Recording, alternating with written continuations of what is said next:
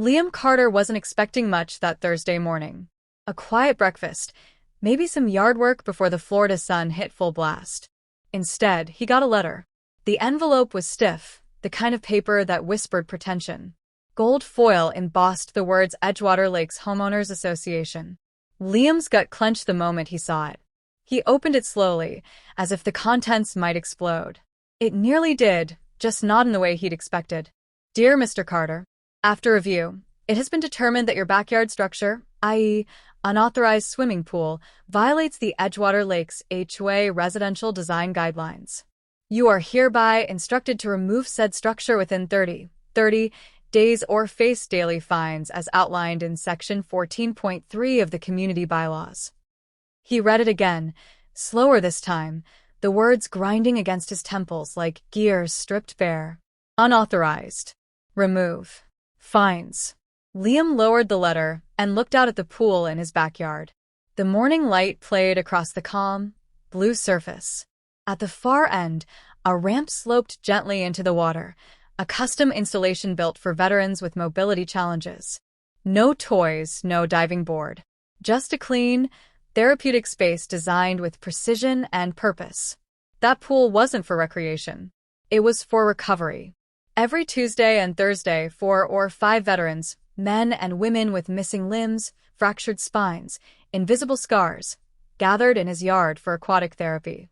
Liam, a former Marine Corps medic, ran the sessions himself. He wasn't a licensed therapist, but he'd seen enough in Iraq and Afghanistan to know it helped. Water, movement, peace. And now, some pencil pusher with a clipboard wanted it gone. Liam's hand curled into a fist around the letter.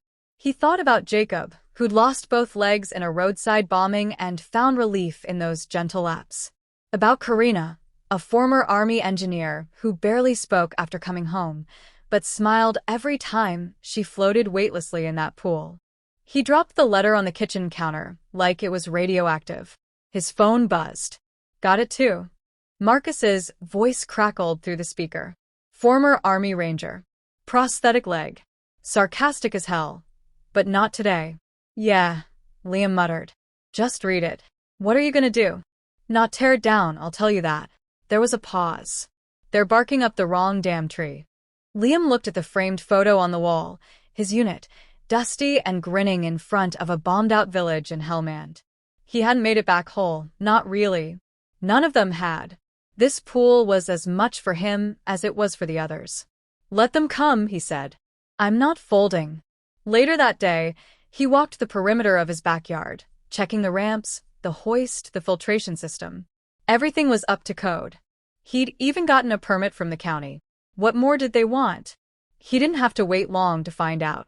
The next morning, Cheryl Danvers arrived, president of the HOA, clad in a beige pantsuit and armed with a clipboard like a general surveying the battlefield. She didn't bother with small talk. Mr. Carter, she began, eyeing the pool like it was a toxic spill. I trust you received our letter. I did, and I won't be complying. She blinked, clearly not used to defiance. You're in direct violation of the community guidelines. It's a rehab facility. For veterans. I submitted plans and got a county permit. She frowned, flipping a page on her clipboard. It doesn't matter. You didn't get our approval. I sent everything to your board. No one responded. That's not how our process works. Liam stepped forward, voice calm but iron-edged. You've known what this was for months. The flag's out front. The men and women who come here. This isn't some backyard tiki bar. It's therapy. Cheryl's expression tightened. This is a residential neighborhood. We can't allow group activities that disrupt community peace. They're not playing volleyball. They're learning to walk again. Her lips thinned. This will be escalated. Liam watched her leave, shoulders ramrod straight, as if she'd won a victory. He turned back toward the house, the soft sound of water filtering through the pool's jets humming like background resistance. There was no mistake now. This wasn't about bylaws or guidelines. It was a fight. And Liam Carter had spent his whole life training for exactly that. By the following Tuesday, the first fine arrived, $100. A thin envelope, tucked beneath his front mat like a snake waiting to bite. The letter was short, bureaucratic, and cold. Violation. Unauthorized structures still present on premises. Fine accrued. $100 per day. Liam laughed when he read it. Not from humor, but from disbelief. He scanned the note again, hoping to find some hidden logic, some thread of sanity. Nothing. He tossed it onto the growing pile on the dining room table. That made 3 fines in as many days. Cheryl Danvers wasn't bluffing. She was building a paper noose. The pool hadn't changed. The therapy sessions hadn't stopped. If anything, they were more energized. Veterans came earlier, stayed longer.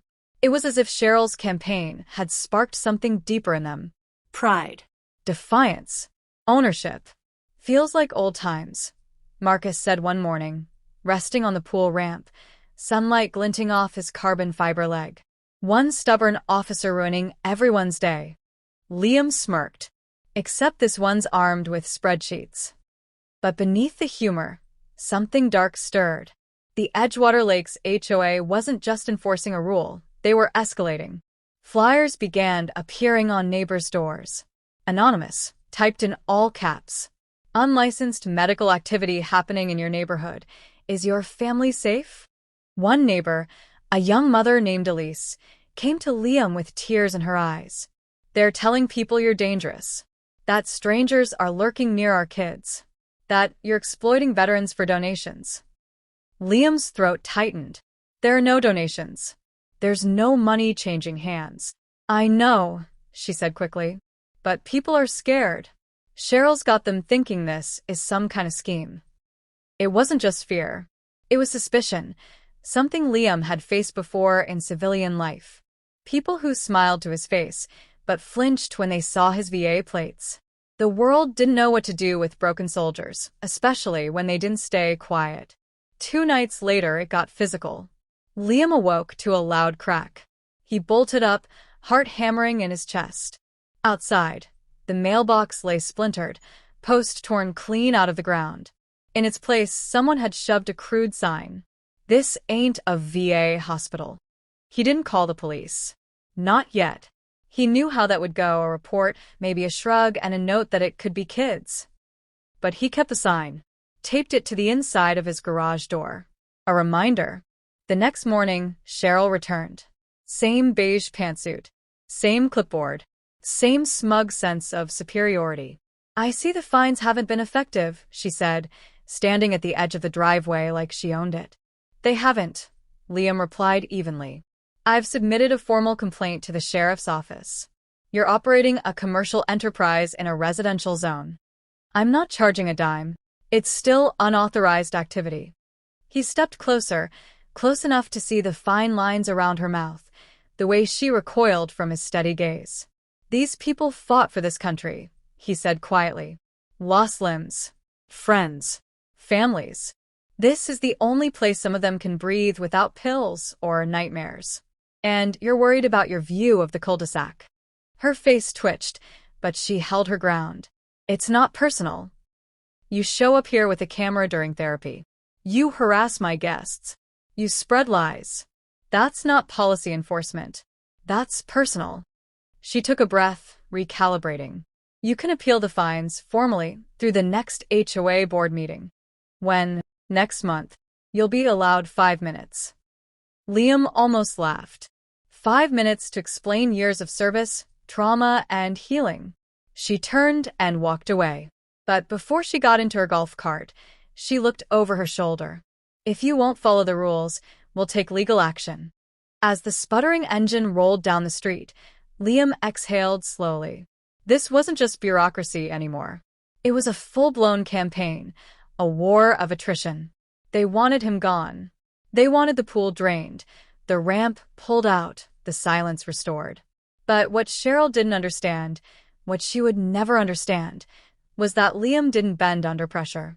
He pushed back. Inside the house, he opened his laptop, clicked new email, addressed it to Marcus and 2 other vets with media connections. By Friday, the Veterans Network had responded like a sleeping giant awakened. Marcus put him in touch with a freelance journalist who ran a popular blog on veteran affairs. Another friend knew someone at a local news station. Within 72 hours, Liam's inbox was flooded with interview requests. He chose carefully. A quiet, seasoned reporter named Tasha Mejia came first. No flash, no angle, just genuine interest. She showed up in jeans and boots, carrying a single camera and a notebook. They met poolside. Karina was in the water, slowly moving her left leg, scarred and stiff, but finally responsive. Liam watched silently for a moment before Tasha spoke. "This is what the HOA wants shut down?" He nodded. "They call it an unauthorized structure. I call it sacred ground." Tasha didn't interrupt again. She filmed. She took notes. She asked the right questions. No sensationalism, just the truth.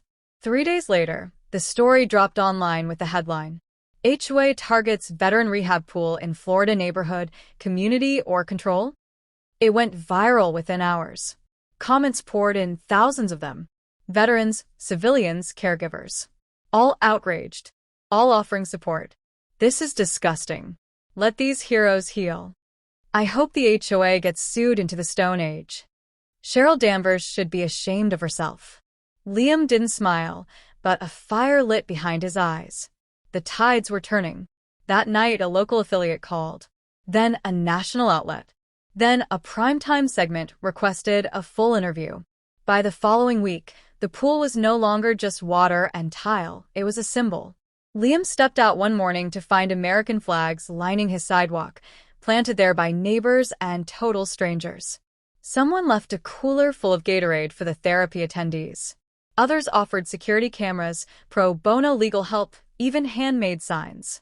"We stand with the vets. Rehab is not a crime." But as the support swelled, so did the pushback. Cheryl Danvers was not one to lose face quietly. She called an emergency HOA meeting, held in the clubhouse and packed to the rafters. Liam attended, flanked by Marcus and Karina. They walked in like a unit, back straight, eyes forward. The room quieted immediately. Cheryl stood at the podium, voice clipped and dry. "This issue has garnered national attention," she began. "Unfortunately, much of it is based on misinformation." Liam raised an eyebrow. "Here we go." She continued. "While we respect all service members, this is a private community. The bylaws exist to preserve residential peace, safety, and uniformity.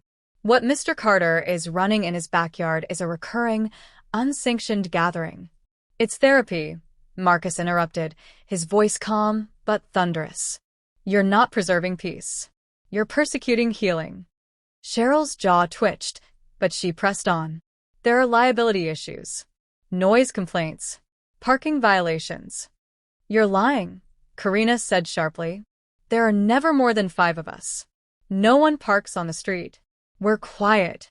We swim. We talk. Then we leave. You don't like us because we're broken, and we make you uncomfortable." The room was dead silent. A few heads nodded. One woman dabbed her eyes with a tissue. Liam stepped forward. "This isn't about code violations. This is about control. I filed paperwork. I followed regulations. You ignored them, and now you want to bulldoze us with bureaucracy. But we're not backing down. We already survived worse." Murmurs of agreement rippled through the room. Cheryl tried to regain control. "The board will deliberate and issue a formal vote." But she never finished the sentence. A man in the back stood up. Gray hair, VA cap. "I live across from Liam. Not once have I heard a peep. But I have seen men and women come out of that yard with straighter backs and clearer eyes.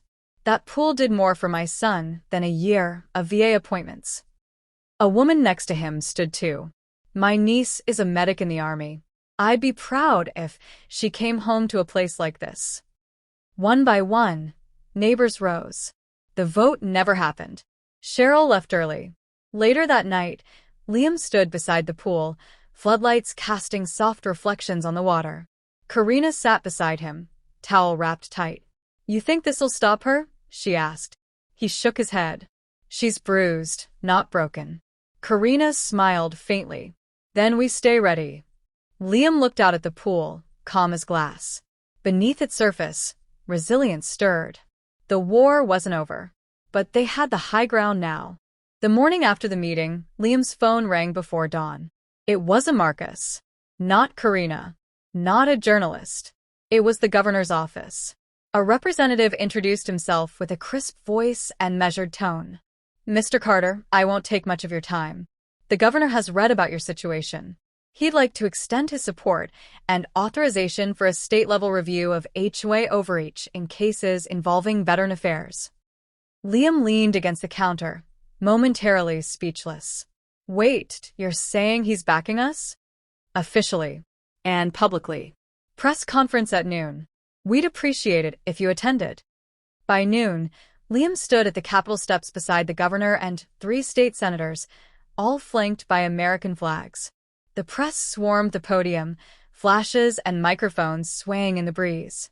Liam didn't say much, just a few words about community, sacrifice, and healing. But the message was unmistakable. Veterans would not be pushed into silence. Not anymore. That evening, Cheryl Danvers' name trended for the first time in her life, and not in a way she'd ever imagined. A national reporter dug into her record: excessive fines, selective enforcement, and a pattern of complaints disproportionately aimed at minority homeowners and disabled residents. A second story surfaced. A disabled veteran in another HOA she'd managed had been fined for installing a ramp. By the weekend, she'd been removed from the board. But even as Cheryl disappeared from Edgewater Lakes, Liam knew the story had outgrown her. What had started as one pool in a quiet neighborhood had become a catalyst, a reckoning. A week later, a congressional subcommittee on veterans' rights invited him to testify. Liam didn't wear a suit. He wore his uniform. Clean, pressed, decorated. He stood before lawmakers and told them about Marcus learning to swim again, about Karina walking the length of the ramp unaided for the first time, about a retired Navy SEAL who hadn't smiled in 6 months until he floated in the quiet calm of that water. He didn't shout. He didn't point fingers. He just told the truth. And the truth landed like a grenade in a glass room. Policies began shifting. Conversations erupted in neighborhoods across the country. News anchors debated the ethics of HOA authority and the dignity owed to those who served. The term rehab zones became shorthand for the protected spaces veterans could build in peace. Back in Edgewater Lakes, the pool remained untouched. Untouched and sacred. Neighbors who once averted their eyes now waved. Some stopped by to chat. Others brought casseroles, sweet tea, even a few curious teens who asked if they could volunteer during therapy sessions. One afternoon, Liam found a note taped to his door. "Mr. Carter, my grandfather served in Korea. I never understood what he went through until I saw what you built. Thank you. Maya, Lot 17. Life returned to normal, but a better kind of normal. A normal earned." On a humid Thursday morning, Marcus arrived with his usual thermos of coffee. He stood at the edge of the pool, looking down at the shimmering water. "You ever think this would go that far?" he asked. Liam chuckled. "I was just trying to help a few friends stretch without pain." Marcus nodded. "Well, you blew up the internet instead." They both laughed. Karina joined them minutes later, this time without her brace. She eased into the water, gliding forward with practiced grace. Her smile was brighter, her eyes clear. "Feels different now," she said. "Like the pool's got a story in it." "It does," Liam said. "Every lap, every scar, every step, we wrote it." For a while, they just sat in the sun, soaking in the quiet. No helicopters, no news vans. Just stillness, birdsong, and the gentle ripple of water against tile. Later that evening, Liam updated the pool's entry logbook. At the bottom of the page, beneath the names and timestamps, he scribbled something in careful print. "This water doesn't heal the body. It reminds the soul that it can still float." He closed the book, then stepped back outside. The ramp was lit. The flags still lined the fence. And for the first time in a long time, Liam Carter felt not just peace, but purpose. The HOA tried to drown them in red tape and rules. But they forgot one thing. You can't sink those who already learned to survive the deep.